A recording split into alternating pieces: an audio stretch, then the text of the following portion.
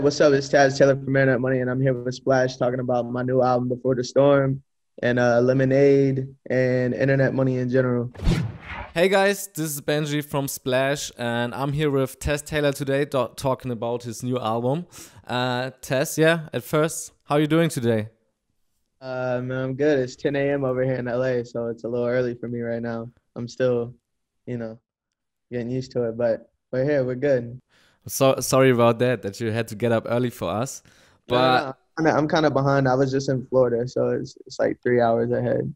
So, it's like okay, got it. technically like one for me, but So last week you released the remix to Lemonade featuring Roddy Ricch and Don Toliver. Right. Congrats on that. Did you celebrate it or? Nah, I mean, I don't know. It's just kind of weird, like working on a whole song and then just giving it to the world. So I pretty much when anything drops, whether it's our album or songs we produce or whatever, we don't really celebrate like that. Like we'll like pop like a bottle or something, but it's more so just us checking our phones for like 4 hours, seeing if it like, what's the playlist? What's this? What's the stats? What are we doing? We're going up. What's good? So. And then on to the next thing. Yeah. So you just said you are back home in LA. What are you up to right now? Kind of just work-wise, just kind of getting started on the second album. Just the label just kind of gave me the run and said I could do whatever I wanted to do or go get whoever I wanted to get. They're giving me like the full control now. You know what I mean? So I guess now really just figuring out how long I want to take to make the next album, because the first album we only did it in a month. You know what I mean?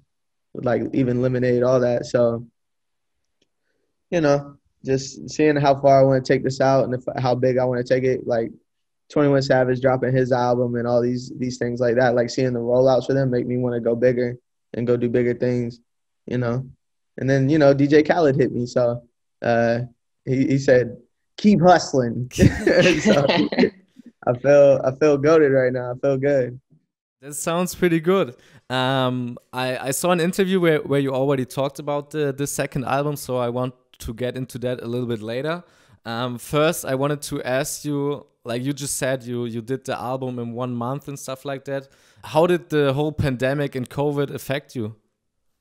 I think it kind of hit me whenever people weren't at labels anymore. Like labels got taken out. And like, if you wanted to work with somebody, you had to work through phone or Zoom or something like that.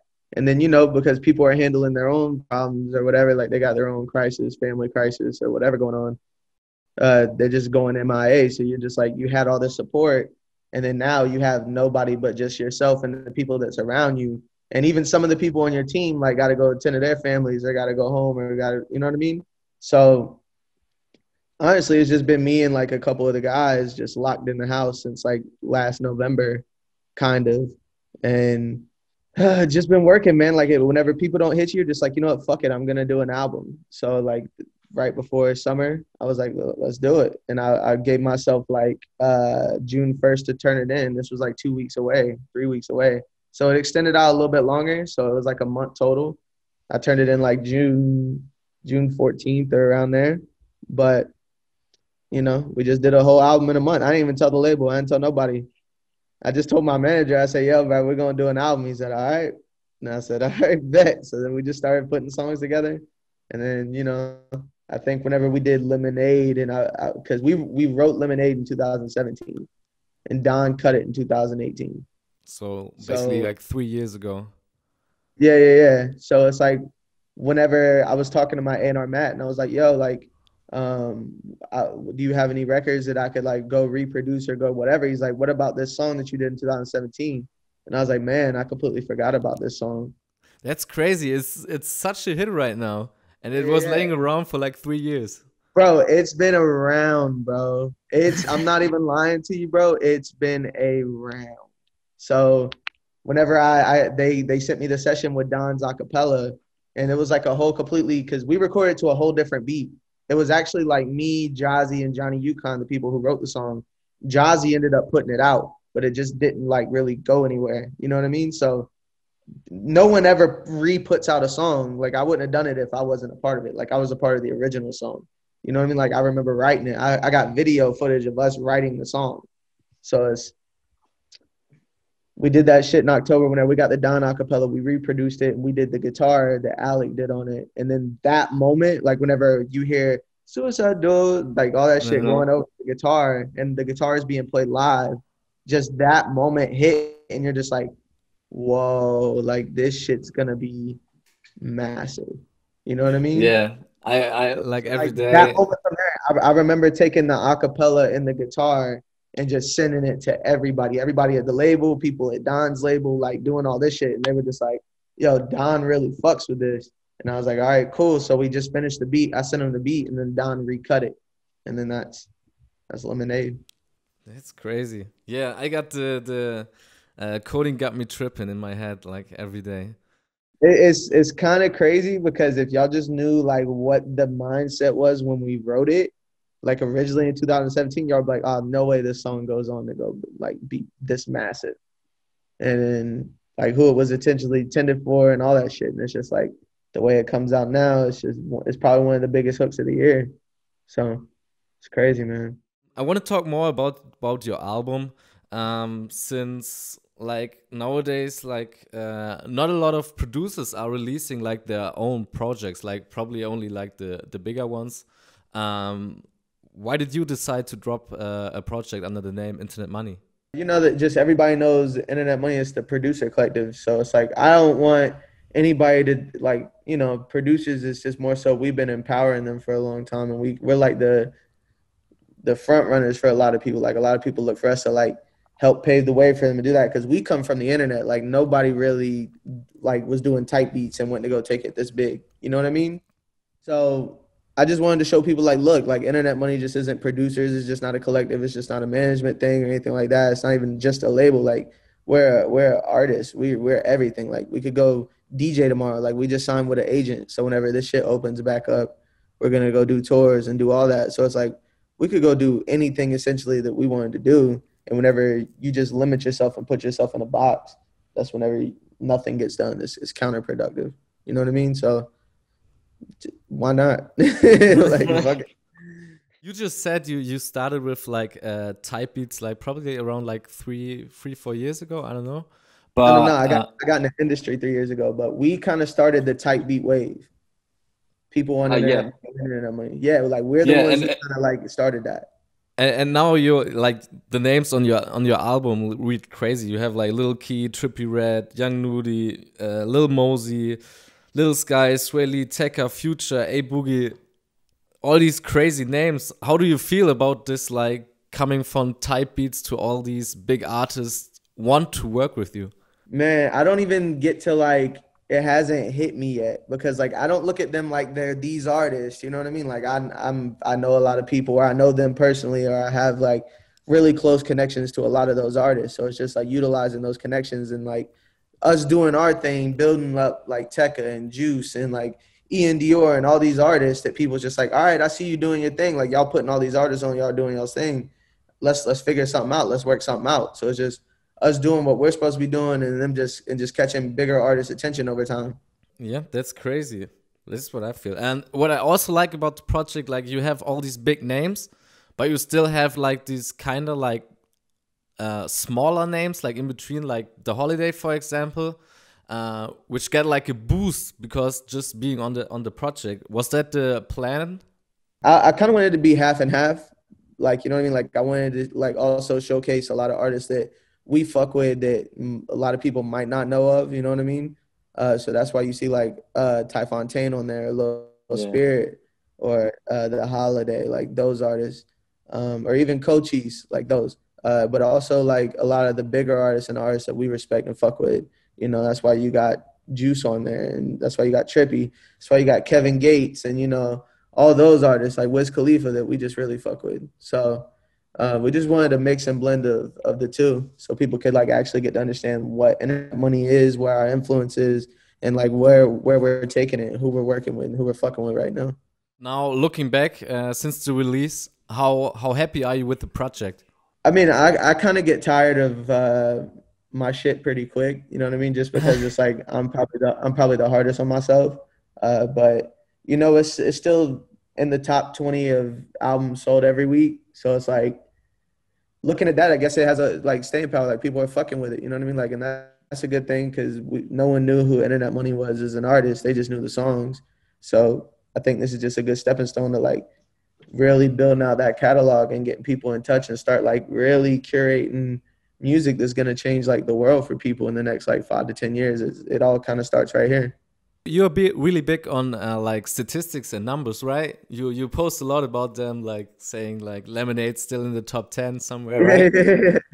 Yeah, I mean, I got to, man. Like, I'm real analytical. I believe in like stats and all that shit, and just as you can kind of predict where songs are gonna go, and if you know you're watching the numbers and you see it going up, you need to throw some more money on it. You got to go promote it more. Like that's a record. Like Lemonade, whenever the first day we got 1 million plays on Spotify the first day, but it's like now we're doing like 5 million plays a day on Spotify. It's like that shit's crazy. You know what I mean? Like that shit we just threw gas on it from watching the numbers and seeing it going up and doing this and making little plays. And I think it just shows a lot about like the work doesn't stop. The work doesn't stop once you put music out. You know what I mean? Like you make the music, now you got to go show the world the music. You know what I mean? So you just said there's another album coming. Like the label probably did like the album so much that they gave you like a free hand to do another one. This is the thing that nobody knows. So the label is me. Like I'm the label. It's my album on my label. I'm the artist. You know what I mean? So ultimately, I make the big decisions, and I just have the support from Elliot Grange, my partner. He's like, yo, Taz, if you want to go do 40 albums, let's do it. Like, we don't really look at them as albums. We kind of look at them as like playlists, you know what I mean? So it's like, do you listen to the same playlist every day for 2 years? No, like a new one comes out, new one gets updated. So it's like, that's how you mesh all these artists working together, and you could just keep updating. It's just new songs. And like some of them are going to go crazy and some of them aren't, but it's just more playlists every couple months or every whatever. Like it's also a good route for like a lot of the songs that we work on were throwaways that like artists were never gonna put out. And then so we could take those songs on and go make them, you know what I mean, a big song, because a lot of artists be second guessing their shit.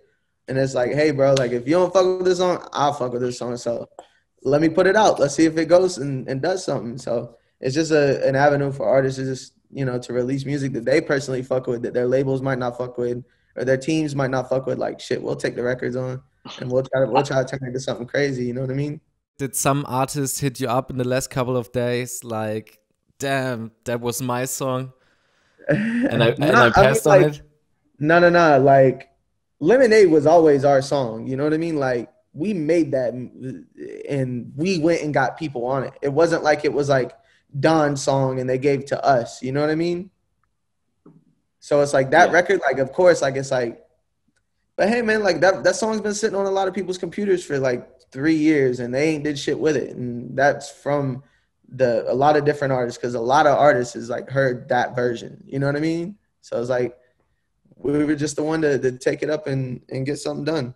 And it just happened to work out. So people, whatever, like, it's just a big record. And it's a lot of people's big records. So like the producers involved, it's a lot of their biggest records. The songwriters involved, it's a lot of their biggest records. Like, I think we're just all very appreciative at the end of the day, because none of us expected this record to go this crazy. How do other people in the industry see internet money? Like, what's the perception of internet money in the industry? You know, honestly, like, I'm sure people have a bunch of different perceptions of us or feel however they feel. Like, I kind of look at us like lawyers, right? Like, you're not going to always, like, you're not supposed to like a lawyer. If a lawyer's a dickhead or whatever, that means that they're doing a pretty good fucking job and they're not a pushover. You know what I mean? Like, so a lot of producers don't like us for that reason, that like, we just don't stop and then we just keep going. Like, they will get one placement and fall off, or they'll get this and fall off, or they'll do that. And I think we just keep finding ways to reinvent shit and keep coming back. And we don't really like, people think we keep it pretty generic on like the beat making front, but what they don't understand is like, we don't make beats and shit for other producers. Like, this ain't like a beat making contest where it's like, who can make the craziest beat with like a 15-second dubstep breakdown and like a 30-second like trap break. Like, we don't need all that shit. Like, a lot of the songs y'all hear is real simple because that's just the catchiest shit. Once you overthink things, it just becomes bigger than what it needs to be. And then you're just throwing shit at the wall at that point and nothing sticking. So we like to just keep shit simple and keep it melodic, and it gets straight to the fucking point. And that's why we just keep putting numbers on the boards with all the plaques, because we just understand how to keep it simple but also catchy at the same time. Would you agree with me that nowadays the beat itself is almost as important as the lyrics or the artist on the song? That's like saying like the engine's more important than the car, the wheels, you know what I mean? Like I just look at it like a car. So I look at a beat like a song. Like the whole thing. Yeah, the whole thing instead of just individual parts. Whenever people look at it like, oh, well, you need us more, or, oh, you need us more, then you just lose point of like, why are we making music then? Like, why are we collaborating? Why are we, you know what I mean? Like, you could just go do your thing from your bedroom, go make an instrumental album. And like, this is a different league where like, you gotta play with people. So it's like whenever a team wins the Super Bowl, they don't say Tom Brady won the Super Bowl. They say the New England Patriots won the Super Bowl. That's the whole point. You could go play catch in your backyard, but that doesn't mean you're gonna do anything with it. You know what I mean? I just feel people need to stop separating it and just look at it as like that's just what it is. It's an overall song, and vocals. The vocals is an important part of the song, just as is the beat. You know what I mean? Like you can't get one without the other. It's like peanut butter and jelly. You know what I mean? Yeah, definitely. Where I was trying to go with the question was like that. Yeah, here in Germany, like producers are still like very like unknown, and they don't give the credit they properly deserve. So like you guys, like the whole internet money is basically co-responsible for launching a lot of like the young artists' careers right now. Yeah. That's what I was trying to say, or where I was trying to go. I think just not that it has anything to do with us producers. I think what keeps us like, you know, relevant is the fact that we do work with so many like unknown artists and like build them up. And I feel like if you look at like producers in general, that's what producers have been doing from time. Like Dr. Dre did that with Eminem. You know what I mean? Like, bro, honestly, the list goes on. The list goes on with like Lil Beats and Meek Mill. Like everybody knows about like the producer tandems with the artist. You know what I mean? Like they come up together. Young Chop and Chief Keef, like Take Keith and Block Boy JB. And it's just like, I think people and labels need to understand that the best A&Rs are producers, because we're the ones who's really giving the shots and doing everything. So from that point, yeah, like it matters more. You know what I mean? Do you feel like the perception of the producer is changing right now? Like they get more respect? I think like the last decade, you know what I mean? Like the perception has been changing. Like it's like producer tags become like normal parts of songs. You know what I mean? Like producers the past 10 years, bro. Like if you look at like, of course, because I'm a producer, like I know about like Shawty Red and like Lex Luger and all those, but I think that at that moment that all those started coming around, that was the real turning point that like people started to really pay attention to like producers and kind of hold producers in the same light as like the artists. And whenever you go, they drop albums, you want to go see, all right, so who's featured on this song and who produced what? And then you pick the songs you want to listen to. You already said that like internet money is like way more than just like a bunch of producers, if I can say that. You do like, you are basically a brand. You guys are your own artists, a label, a management company. You guys are doing artist development. Why are you doing all these things? I like pushing the boundaries. You know what I mean? Like, who's to say we can't do an internet money cartoon one day? Like, it's just whatever. We could do whatever we want to do. And I like doing shit. I really kind of get off on doing things that people don't expect us to do. You know what I mean? Like, I just believe that everything that like done in life is done by people who are no different than you or I. So it's like, who's to say I can't go write a fucking book, or I can't go have my own podcast? You know what I mean? Like I'm a normal person, just like Joe Rogan's a normal person, or you know what I mean? Whoever, R.L. Stein or whatever author you want to say.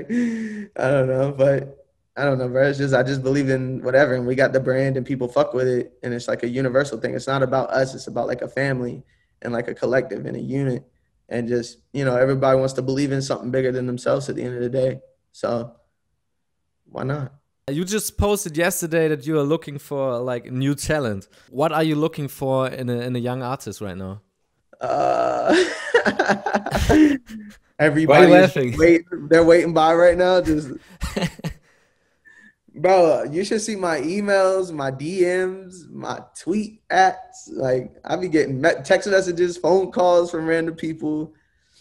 I think ultimately, bro, it's just like I want to feel like I'm in a moment when I'm listening to their music. You know what I mean? Like, I'm the biggest hater in the world. So whenever I listen to new artists, I'll be like, oh, well, this is trash, or I don't like their look, or I don't like their songwriting, or they could have a better beat selection, or what's up with their branding? Like, their name is trash. Like, it's gonna be hard to break them. They're out of the city. You know what I mean? Like, I always just try to find the negatives about them and then see if the pros outweigh the cons. You know what I mean? Got But it. whenever sometimes, bro, like if I listen to your music and I can't hate on it, and it's like, damn, like this is kind of hard. Like he's kind of snapping right now. Like, damn, whatever. And the music's so good that it makes me ignore like your looks. I'm like, oh, well, we can fix that. Or where you're from, like, oh, we'll bring him out to LA, or like, whatever it is. That's where you just know that you got somebody special. There's not that many people out there that really impress me with music like that. So it's kind of hard.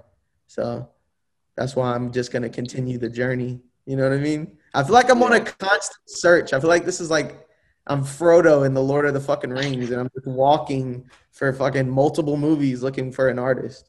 You said that you're working a lot with Alien Grage from 10K Projects, right? Yeah. They just signed a German artist called Wiz the MC. Have you heard of him? Yeah. I know about Wiz the MC. Signed to 10K and Homemade.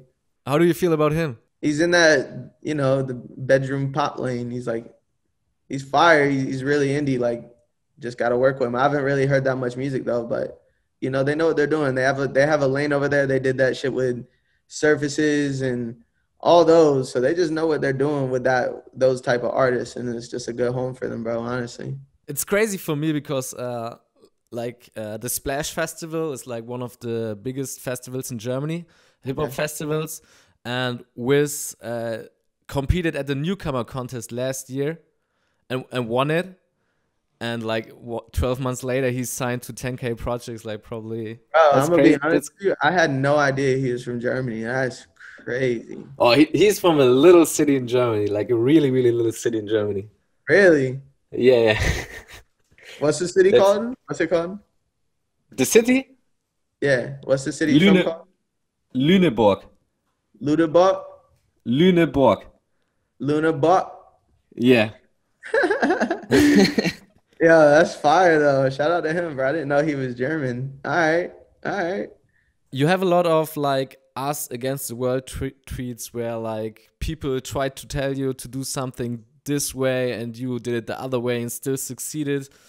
Is this like advice you would give to young artists, that to like stay true to yourself? Yeah, well, I mean, like, I don't try to be anybody else other than myself. So it's just like a lot of people, there's a lot of things in this industry that we were first on, you know what I mean? Like Juice, Trevor Daniel, Ian Dior. I mean, bro, Lil Tecca. The shit, the list goes on with like all the artists and all the shit that we've took places. Like I remember trying to sign Tecca, people telling me no. I remember taking Juice to a label and them telling me no, them saying, nah, he's a Lil Uzi clone, like about Juice WRLD. You know what I mean? So it's just like, I wish people would stop just doubting or just like being just hating on shit and just like trusting the process and just understanding that like, hey, maybe we understand what we're talking about. And just the same way we put a lot of artists on that broke through the mold of the hate and like all the disrespect and like look at all the no's that people's received. They still found a way to get like a yes and like get out there. You know what I mean? Imagine all the people that we've tried to do that to that people didn't give a chance to because they just said no. That's what I'm saying. It's like maybe there would be more artists out right now, or there would be better things out right now, or music would be in a better place just if, people were more trustworthy of us and like gave us that control to just like do whatever we really wanted to do with music. You know what I mean? You just said people hate a lot on stuff. In Germany, we kind of have the problem that like young artists are breaking on apps like TikTok, for example, and people hate on that because like it's not like the real way to be like a musician to break on TikTok? How do you feel about that? It's like, look at the industry like a club, right? And there's only one door, and it doesn't matter how you get into the fucking club, you're in the club. So it doesn't matter if you get in through TikTok or Instagram or your song blows up, you get a big feature on it, or it just goes viral. Like however you're in there is in your, you're in there. You can go do whatever you want to do now. So it's like people need to start, if an artist blows up on TikTok, that's the easiest way, the indicator right there that like people fuck with them. You know what I mean? Because like there's something about them. They have like a catchy ability or a trendy song or something like that that has already got people's attention with no label budget, no help. That's the biggest like grassroots way of like becoming up and blowing up. Like, isn't that how everybody envisions an artist blowing up? Just maybe not through an app, but like grassroots, people like really fucking with it. It not being like label whatever, because a lot of these artists blow up, then labels go sign after they blow up on TikTok. I'm talking about how they blow up organically. Like that's what people want. So why wouldn't they support it more? Because it's all organically blowing up. You know what I mean? I'm around labels every day, all day, and they spend hella money on like TikTok to try to like make songs blow up, but you can't because it has to just be the public. So it's like overall, it's the most organic way for an artist to blow up, honestly. So just people should respect it more because there's nothing fake or industry planted or anything about that. It's just the artist giving people their music and letting people go do shit with it that catches on and becomes a viral trend that makes people's grandmas and little daughters and sons and moms and brothers go do funny dances or whatever to it. Like it changes the world from a little artist organically. TikTok deserves the most respect, honestly. So you said earlier you've been in the industry for like 3 years, and now you treat stuff like you want to own the Jaguars team. Do you remember that? It was like a couple of weeks ago. Yeah. What else are your future goals? I don't really set goals like that. I don't even look at like me buying the Jaguars as a goal. I just think I'm gonna do it one day. But I don't set goals because it's like once you get it, then what? Like you work so hard for something, and then once you get it, you're just gonna stop working? Nah, like you just keep working and shit's gonna come to you, and you just like embrace it as it comes your way, and like, all right, well, this is my life now. But yeah, of course, I'm a Jaguar fan. Like you see the jersey over there. I'm a diehard. So, we sucked this year, but hey, Shad Khan should sell me the team, and you know I turn shit around. But do you feel the same about like collaborating with artists, or do you have like a wish list of artists you want to work with? I don't do that because honestly, bro, I grew up idolizing a bunch of people, and once I finally met them, it's just like I don't fuck with them. So I don't. Oh, like really? I don't like to put people on pedestals and be like, oh my God, that's so and so, because I'm 9 times out of 10, everything I know about that person's fake. Like the music that I thought I loved, like, oh well, someone else is writing it, or well, they got style, they got swag, like whatever, they dress themselves nice. Nah, they got someone picking it out. Or oh, they're creative, they came up with their names. Oh, someone else did that probably. You know what I mean? Or they're just probably some entitled dickhead who's had everything given to them. So it's like, whatever. I'll work with whoever's cool. Like if they're cool to work with and they're respectful and they just respect what we're doing and we respect what they're doing and they're down to get in and work, let's do it. I don't give a fuck if it's, you know, Tom Hanks. I'll give Tom Hanks a hit. It's just whoever, bro. Are there any plans to do like a internet money tour in the future? We just signed with an agent, so we're gonna be doing like some festivals, like DJing, like me and Nick and like a couple of the guys. We're gonna be doing like DJing, and we're gonna we're looking at touring. I'm doing a internet money festival, so like I've always been wanting to do that. If you look at the cover of the album Before the Storm, that's what it's supposed to be. Is like what I envision the internet money festival. Oh yeah, it looks like a how do you say it, like a theme park. A theme park, yeah. Yeah. So, you know, there's just nothing that we can't do. I'm a big Kanye West fan, so I wanted to ask that question. Have you seen his tweets lately, like about the industry and stuff like that? Yeah, I mean, bro. How do you feel about that? I'm a Kanye diehard. Like he's the most influential person that we might have seen like this decade or our lifetime, I guess, like my lifetime. You know, I've never met Kanye, so I don't know like what's going on. That's why you probably don't hate him yet. Well, no. Like I'm pretty sure that like me and Kanye are like pretty similar type of people. Like, bro, I get what it's like to be tweeting shit and people be calling you crazy and shit. Like, I get it. Like, you know what I mean? Like, a lot of this shit is just like people got to vent. You know what I mean? Like, you gotta give people that outlet. And like a lot of times, like, this is the only thing people got left. You know what I mean? So like, if that's what he wants to do and that's his way of communicating to people, and I respect it. Whatever. Like, I'm with Kanye. I fuck with Kanye. I was especially asking about like the industry tweets, like he's trying to change like the masters and stuff like that. People forget that at the end of the day, like me, like I'm a label, yes. I have a label, yes. I have artists signing me, yes. But also like I'm a producer. Like I've been in bad deals. Like I've been in a bad pub deal. You know what I mean? Like I was in a pub deal I never thought I'd get out of in my life. Like it was like a lifetime pub deal. You know what I mean? But I feel like I wouldn't be here now if I didn't go through those deals and those experiences and learn that like I gotta find other ways to get more creative. You know what I mean? So it's like I could sit here and look at the negative, like, well, I got fucked or I got this, I got that. But I don't know. People are gonna have their opinions about me saying it, but I'm kind of thankful it happened because it made me understand that like I don't just have to be a producer and just get publishing checks. Like I can go be an artist, or I can go be a label and sign artists, or I can go do whatever. You know what I mean? Like sometimes roadblocks just help you find another way. And that's just what I look at it. I can't sit here and get down on the shit that I've been a part of that like I shouldn't have been a part of because that's just like unethical. But hey, like it's the reason why I'm here and the reason why you're interviewing. So it is what it is. Anything else you want to tell your German audience? Stream Lemonade. Yeah, stream Lemonade and shout out Germany. I love Germany. We out here. I'm German somewhere. I got some Germany in me, so we out here.